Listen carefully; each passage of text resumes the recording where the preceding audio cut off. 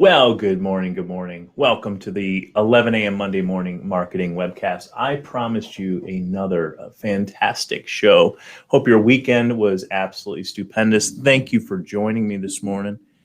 We will be taking questions as they come up in chat, hopefully, and you can also use the email address as well. But we are discussing today the manufacturing brand marketing, right? Developing a more formal strategy to beat the competition and close more business. Believe it or not, I was updating this literally like 45 seconds ago. So that is how new this information is. I keep thinking about new innovative things to be integrating into it, but we want to keep it simple yet, right? So without that further ado, we often, when it comes to B2B, manufacturing market, or even just marketing in general for B2Bs, we often use or depend so heavily on word of mouth and referrals. And that is a tremendous, it's a blessing, but it can also be one of those fail points because at the end of the day, we can only reach so many people with those methods. So what we're going to be talking about today is just how to actually kind of build that into a normal strategy and program, right? So what is it anyway? Like when we talk about manufacturing brand marketing, even brand marketing for B2Bs, we want to talk about I'm defining it as the financial, technical, or human resources invested in order to bolster company visibility and reputation in a market. So it's financial, meaning you're willing to spend some money to do it. It's technical, meaning you can use systems, processes, techniques, software, and human resources. That means bodies actually doing some of the work.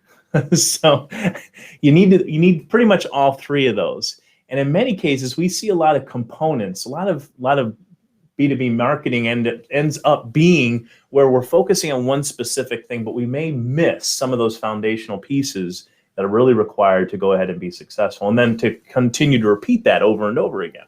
So why is it important, right?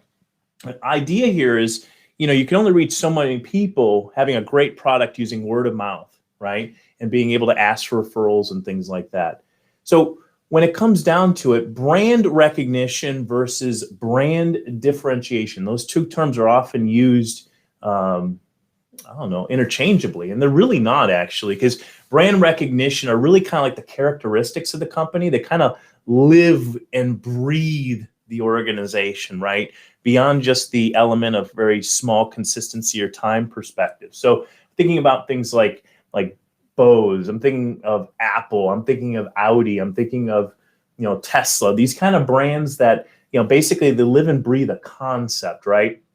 It doesn't have to be those specific companies. It'd be like schools, like Raymond James, a financial advisor company, or Edward Jones Investments. I'm thinking about unique kind of clients I've worked with before, or Harvard, or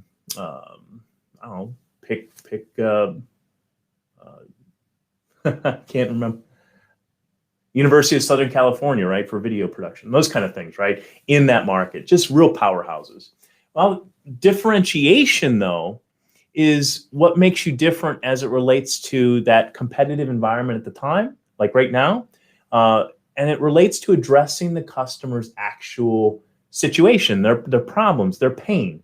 And I think the brand that I can think of right off the top of my head that I see all the time on commercials is that brand called Flex Seal, right? With that really sticky stuff that you can just slap on, pipes and things like that stop the leaking. And he has the bottom boat that's actually made out of this stuff, right? So he's actually skimming along the water to kind of prove his point of strength and then water tightness. So I think of that differentiation, that brand differentiation, kind of making it directly into the product attributes and the overall brand itself.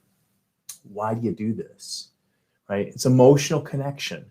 We need that, whether it's a B2C or a B2B, these are still people behind the scenes. We need to make sure that we're actually going ahead and solving the problems and the pain, or helping the end result customer accomplish that goal to fix or solve that problem. That's how we make things, that's how we make magic happen, right? So it's that emotional connection. In fact, if you think about like a trailer company that we represent, a trailer company has the best warranty out of any other trailer manufacturer around, okay? Well, they need to be shouting that from the mountaintops. Well, a warranty is important, but let's unpack that for just a minute. when a trailer has a warranty, what that means is they trust that thing to stay together, right? To perform well for extended periods of time, assuming more than the competition, right? So what kind of things there? What kind of things are there in terms of brand attributes that are important? So like in this case here, the emotional connection is rust. They have one of the best paint processes around. You see those big trailer trucks driving through with the Caterpillar equipment on the back.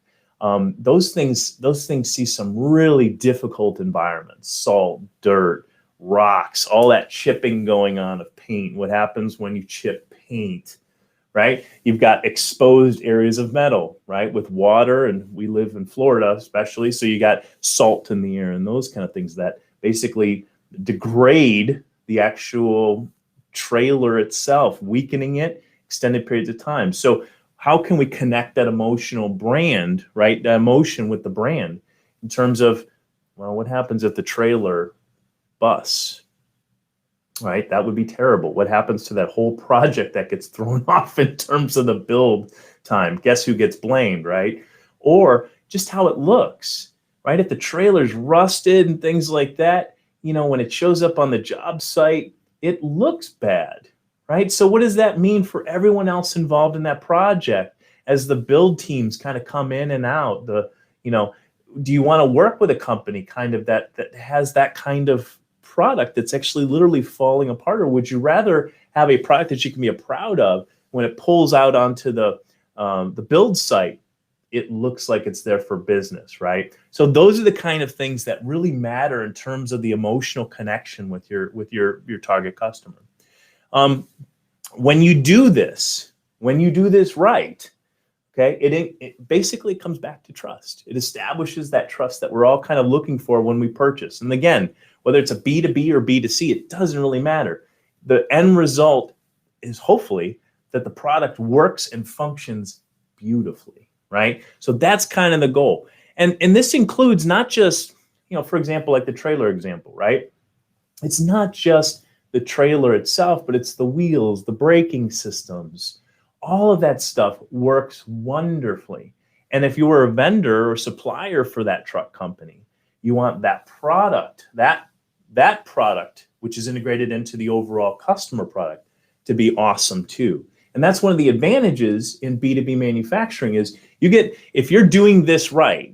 If you're sourcing your vendors properly, if you're establishing the great partnerships, right? Where you're all, let's say, premium brand kind of situations, or that quality is there, or the pricing is even there. It doesn't always have to be top luxury type brand stuff going on. It can actually be just real strong value, right? Associated with it, or pricing. Those are all brand attributes. But if you bring those things together and the end result is good, everyone benefits from that, right? So I'm thinking in terms of, let's say, like the wedding planner, right? That she goes and has like the budget and things like that. She knows all of the value price brands on up to the middle ones, to the high level premiums, and then even the elite, right? So she's going to be working through all those vendors, and she knows what works best, and she knows what the value of the client is, so that she can deliver that best product for them. In this case, it'd be a service. Very successful wedding, matches budget, everyone has a great time, all that fun stuff. So that's a tremendous value if you can do that. And what that means then is if you do those, you increase demand, you can also then increase higher price. You can increase prices typically. And the reason why you do that is because that law of supply and demand kind of kick in. As those prices, as production increases, right, your pricing can go up and your production costs go down, right? So the benefit really is to the customer this great product that meets their needs, solves their problems, and addresses their pain. And what happens is if you do this right, you get earned press. It's like press coverage. Customers are talking. In fact, you get introduced to customers that may not have heard about you before. And all of a sudden, your brand starts getting connected with those things that you wanted it connected with before, right, at the onset. So how do you go about actually doing this? Oh, and one more thing, too. When you do that, if you are the end result deliverer of product, okay, you get the opportunity to go ahead and negotiate better pricing, negotiate more strong efforts on behalf of your company because those brand values are there. And you've been able to establish this independent of the other brand or partnerships that you're actually working with. So it lifts, really lifts all boats, right? The rising tide. So really a great aspect of doing this right. Strategy to improve. First of all, you have to assess your starting point again. This goes back to your business plan, but you need to go look at the actual data too. There's a whole bunch of customer data. Your customers have been telling you if they like you, if they don't like you, what they like in terms of your product or service mix. They've been telling you this whole time. So go back and look at how those achievements, the business achievements that you've been able to make, have really aligned with the company goals on the front end, right? Did they match up, right? Are you on track, or are they stagnated, right? Identify which strategies are working or not working. Are there changes that are necessary in that strategy? So that's the first thing. Assess that starting point. In fact, we can probably write these out. How many do we have? 2. Okay, so let's just do starting point, right? So starting point. I'm just going to abbreviate there. Okay, so number 2. That was 1. Number 2, researching the competition. Folks, you need to have an honest look. This is one of the biggest advantage to working with a consultancy firm like ours or an agency that does market planning. Look, researching the competition is tough. You've been through a lot. You have an inside view of those things, which is great. Typically, can you guys see? Okay. So typically, we have 3 different, we call them circles, right? So the 3-legged stool, one is the executive drivers of the company. So that's one. That's what's going on in your heads as the top brass of the company or the strategic drivers there. The second leg of that stool is going to be the competitive analysis, right? Your competitors. Okay. So actually looking at your competitors. In fact, when we do this, guys, we actually have, it's really complicated, right? Just a big Excel spreadsheet with usually companies on that left-hand side kind of going down, including yours. And then across that top, think about a worksheet, right? So the competitors and yourself on that left, the rows, and then across the top, across the columns, we have different things that need to be considering, like, number of years in business, affiliations, awards, unique value proposition, tagline, products and services, all these things that are important. And then basically, once we go through that, we can actually start highlighting the things that are unique about those specific companies. And it gives us a really good perspective in terms of the competition, what's actually going on with each of those competitors. You can kind of see it mapped out. The third one is the customer. In this case, it could be a B2B or a B2C customer. But basically, they have things that when they buy, right, there's target customers in this. They buy for certain reasons. They have certain away kind of elements in terms of why they don't buy. So they have price points, they have considerations, they have media usage patterns, but basically trying to figure out who that target customer is. And basically that's the 3-legged stool we use. This one right here is that competition. You guys may need some outside help with that. And I would strongly recommend, even if it's kind of a short, assessment of some kind, let's say annually or whatever it is, that's something that's tremendous value. Okay, so genuinely research the competition. Genuinely pretend you're somebody else, like pretend you're one of your customers, preferably your top customers in terms of their models, and then get to work in terms of mapping that stuff out. So that would be number 2. So what did you say? So it's competition. So it's researching the competition. Okay. Number 3, identify your targets, right? So this is that target demographic. Make sure they're aligned with what you believe. You may have had a market plan done. We see this often. If you even have a marketing persona, call them marketing personas, but a marketing profile. Some companies call them marketing profiles. Look, everybody that touches a client should be very, very familiar with who your customers are. And that means like that, I should probably just post it and share with, but usually when you do a marketing persona, right, you may have 2 or 3, you may even have 1, I don't even know. But usually it's no more than like 5, okay, of your best customers. You can usually pawn them off in like 3 different kind of customer profiles. Your salespeople should have that sitting up on their cube wall so you can actually see who that best customer is, right? What are his or her needs? What does she look like? What does she drive?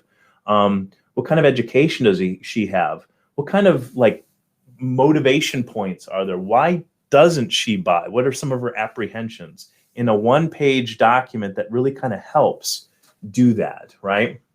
So who is that target customer? The question that really kind of comes out, and it just made mention of it, who is your best customer and why? When you look back on your last year in terms of sales and marketing, go look at who your best customers are. Try to identify what that profile looks like, okay? You may create a market plan around that. You can ask your sales teams. This is one of those tremendous resources. And then you can look at compensation, by the way. If you understand who your target market is, who your best customer is, you'll often, when you assess how you're incentivizing your salespeople, you'll find that those two often are kind of misaligned a little bit, right? So you have the opportunity to kind of bring them back in line. One of the things that we have implemented several times before is customer surveys. So customer surveys for the customer, and where you're actually physically calling customers that you currently have. They're your best customer. Why do you continue to work with us? All that fun stuff. But also customers that may not be with you anymore. Or when you look at your sales data over the last, let's say, 5 years, you go, okay, well, they order every year, and then let's say year 3 they dropped off, and then we haven't heard back from them. Well, give them a call, find out. There was a company we're working with that was a trade show company in Ohio, trade show booth design company, and literally, guys, it was insane. All they needed to do, the reason why people didn't buy from them, you ready? They didn't ask. Literally, they could have increased sales by over 30% if they just asked their customers. That's it. They just needed to ask. So, in fact, I think it was actually higher than that. I don't think it was 30%. I think it was like 41%. So just asking for the business. In this case here, calling your customers up, finding out why didn't you continue to buy from us? And do it in a way that's trying to find information and be kind with that. So identify that target. Again, if you probably have a couple of different target groups in there. But again, you can assess that by talking to your salespeople, looking at your actual sales over that last 12 months, or even longer than that. Really, you can actually spot trends and things like that. Speaking of trends. If you have, and it's kind of involved with that. So you could use trends.google.com. Let's say you find certain like product groups or categories or characteristics that you're seeing in your data in terms of their customer buying patterns. Just because you're going gangbusters into up 10, 15, 20% doesn't necessarily mean that the market's going that way. So just a quick little tip for you guys. Vice versa. You might be up 10%, but the last 5 years, let's say product has gone up 300% searches for this stuff. You can use trends.google.com, look at those specific key terms or products and things like that, and kind of see where you're at in terms of the market. And with trends.google.com, what's nice about too is you can actually change the location, right? The geography size, whether it's the United States, whether it's a state or region. You can kind of get an idea as to how well you're doing compared to potentially the marketplace. Again, you may be going down in a certain area, but the market is demanding more of that stuff. So it's helpful to know that information, especially as you consider your target market and what they care about. So creating a strong brand, that's the next one. Create, we'll do strong brand. Okay, so yes. So we're at number 4 here. Consider what your logo design and your tagline communicate to your clients. Okay, Look, everyone's entitled to their opinion. This is one of the reasons why you do a market plan with an agency, because we actually get you to sign off on the data. Like, we will do these three-legged stools, right? And tests, like, we'll have these recommendations at the end. We'll say our brand represents these kind of things, and we'll bullet it out. And then we make, in many cases, if we've sniffed out the fact that there's going to be dissension or frustration or people are not on the same page, literally we will make the executive team sign that document before we go to logo brand design. And the reason why is because we want 30 days later, when we propose these three different brand types, and you have Mark, who is in, IT, who says, I don't like the color blue, or I think that line's too thick, or we didn't use this word. We have some data to substantiate, and we've just done this market plan we've agreed upon to these set terms, and we can challenge. Now, ultimately, it's the decision of the company, but we believe that facts really matter. And if we all agree to these things being the case in terms of communicating brand essence and all that stuff, we have something that we all agree to, and we should be consistent with that, right? So, very important tip there. Let's see. Just whether your brand is going to be formal, informal, can be fun, it can be serious, it can be safe, secure.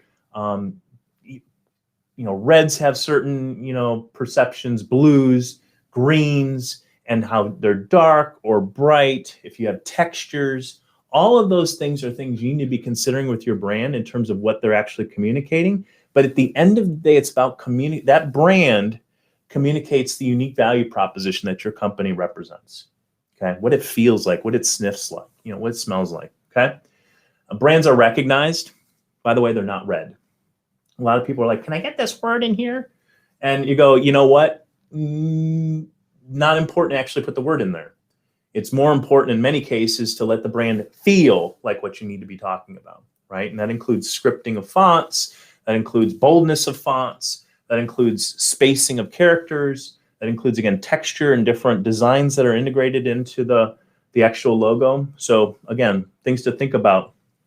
I would strongly recommend you actually do get a market plan kind of set up for a lot of this stuff.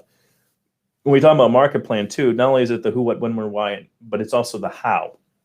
So now that you're advertising, now that you've got this brand, within that brand, there's also considerations for, right, the promotion of it, right, the distribution of that brand in terms of your target customer. That's why it all kind of fits together, guys. It's not separate, like individual, like processes and chunks. It really is a strategy, but it's based upon knowing all these other things.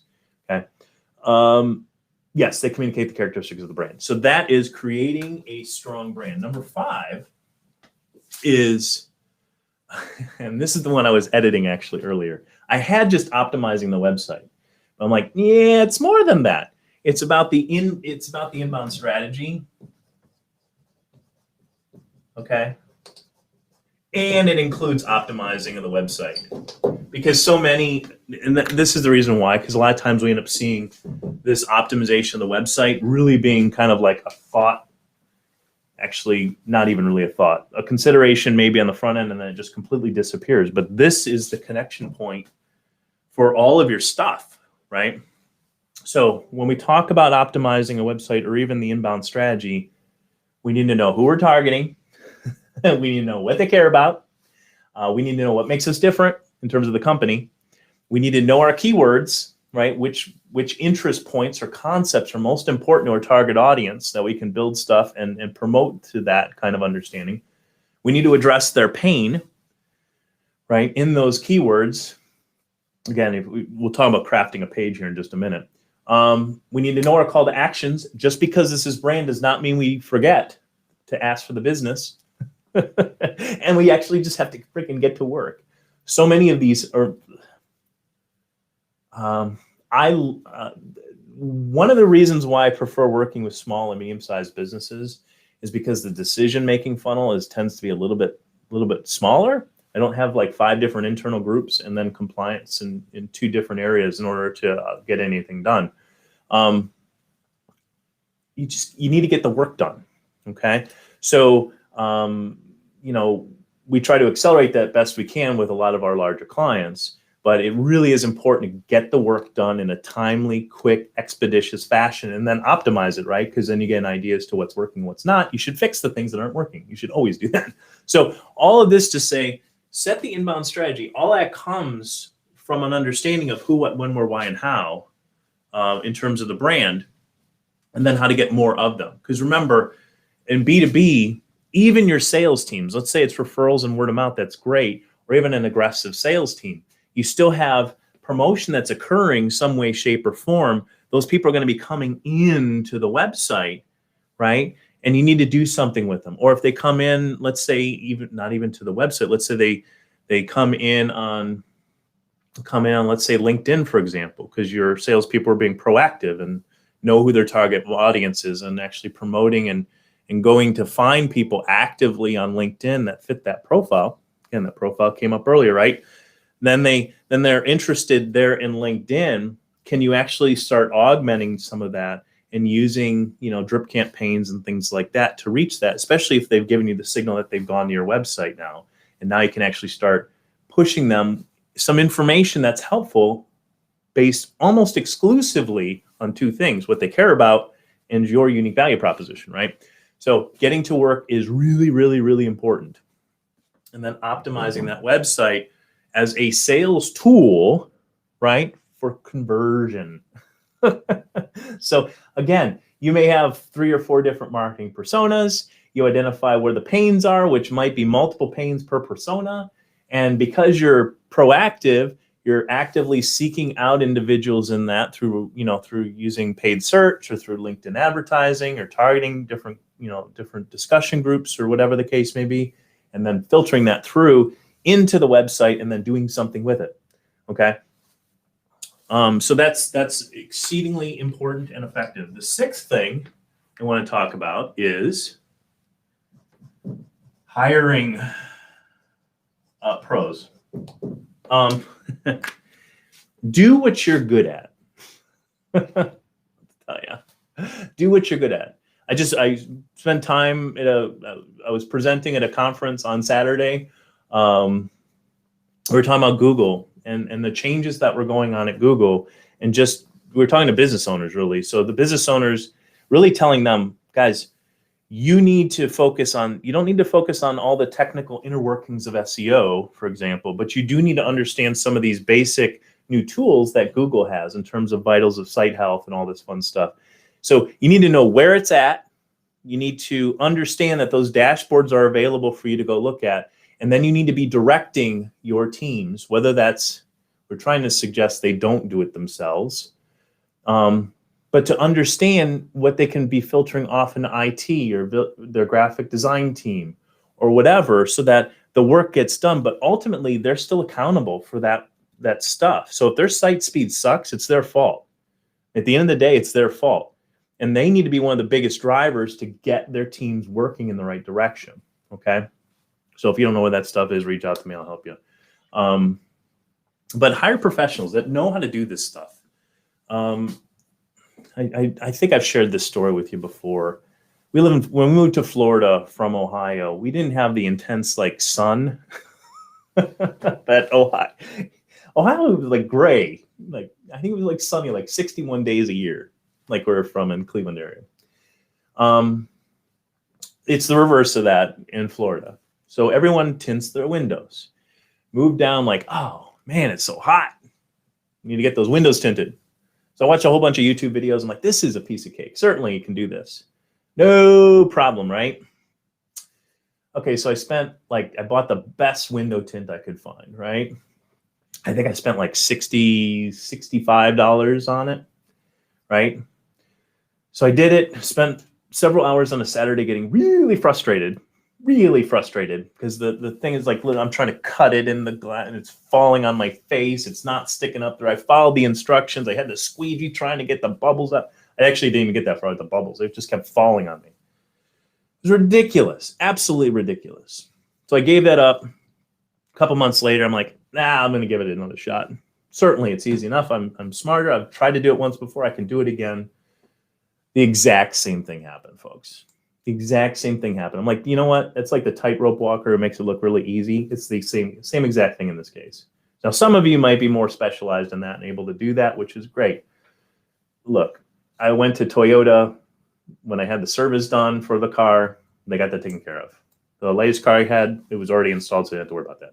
So at the end of the day, guys, I have to tell you, just hire professionals. You're going to just experience a much faster, higher ROI, return on investment. You're going to experience higher accountability in terms of the actual performance, assuming you've set, again, some of those things that are important to you because you've done this. Your agency should be working with you to say, these are the things, this is the needle, right? These are the dashboard elements that I need to see that allow me to continue to work with you because you're tracking phone calls, you're tracking clicks, you're tracking inbound lead conversions, and you know what that looks like. Some of you may even be providing your agency with your actual sales data, and they're querying that stuff together, and they know what's actually dropped in the bucket. We're using technology or export of whatever, sales data, customer data, whatever. So you're going to get that at a much lower cost too, generally. You don't have to worry about training people. You don't have to worry about training people and having those people leave for your competitors or some other place. You don't have to worry about these tools and licenses, which some of them are several $1,000s a month in terms of just doing the job beyond anything. So let's see what else. Insurance, benefits, all that fun stuff. Training, going to a conference in September up in Cleveland, actually, for the content marketing world. Great one. But that's where, again, that blessing gets put off on all of our clients then. You don't have to send somebody to that event and pay that exorbitant fee to get in there and listen to all these things and have them only work on one segment of the business. You get the benefit of that. Plus, and again, this is the benefit of working across, they get to see a whole bunch of other clients, right? So we've seen, gosh, pretty much any vertical you can possibly name. We've seen a lot of similarities. So we can see what's impacting this specific industry right now is going to impact this one, okay? Like, for example, Google's changed their algorithms for reviews. Well, we see certain areas of certain ranking signals affecting certain industries. And like, you know what? We're going to see this in this other service industry, let's say air conditioning, in the next couple months. It's not there now, but we're going to see it real soon. So we might as well start moving the ball in that direction, guys, for all of these areas, to be quite frank with you. So how do we do that, right? So very important. The last thing I want to mention, and I know it's small and I know it's way down here, but it's tracking, and we've kind of mentioned already, and optimization. You should be looking at this on a regular basis. Now, I'm going to caution you with the brand marketing thing. There are companies out there that do this. Either they never change their brand or they change it like every other week. And they confuse the living crap out of their customers, okay? Look, if you've earned those customers and you've been building your brand for a long period of time, this is exceedingly important. I was working on an account with Budget when Sendent acquired them. It was a huge process, guys. When General Motors acquired Saab, same exact thing, two brands selling independent, but there's ways of announcing that stuff. These are complicated deals, okay? If you've invested in your brand, don't be changing it overnight. It's not a wise decision. Now, that doesn't mean that you have to spend a fortune in doing it, but what it does mean is you have to be strategic in that, right? But all of that comes to say is that when you do this, looking at your tracking and optimization all the time on a regular basis, looking at how you're maybe not changing the brand design logo, but you're changing because your customers are changing, your competitors are changing, your technologies are changing. So it's important to do this stuff on a regular basis, guys. So again, we've got, I know your starting point, look at your competition, identify your target, create a strong brand, inbound strategy and optimization with the website, hiring pros to do the work, and then tracking and optimization on a regular basis. So again, you're looking at the right things all the time and you're measuring those to the performance, okay? So appreciate your time this morning. We wrapped it up in 34 minutes, which isn't too bad. If you guys have any additional questions or anything like that, please feel free to reach out. Next week's topic we will actually be talking about those rankings things that I just did the presentation for on Saturday. So if ranking is important to you and you are a business owner or top brass of company, you definitely need to be looking at that. So we will see you next week with that. Please subscribe. You can see other videos we've done before at marketingwebcast.live. You can even sign up there to become part of that sign-up sheet, the newsletter. I promise not to spam you, but there's some really great tips there. Also at marketingwebcast.live, all of the previous videos we've done, anything from video production to rankings to LinkedIn, strategic targeting that way, a whole bunch of really great things there. So feel free to subscribe to the channel you're seeing right now. Go ahead to marketingwebcast.live and go ahead and sign up. That would be great. And we will see you guys next week. Until then, have a great week. Bye-bye.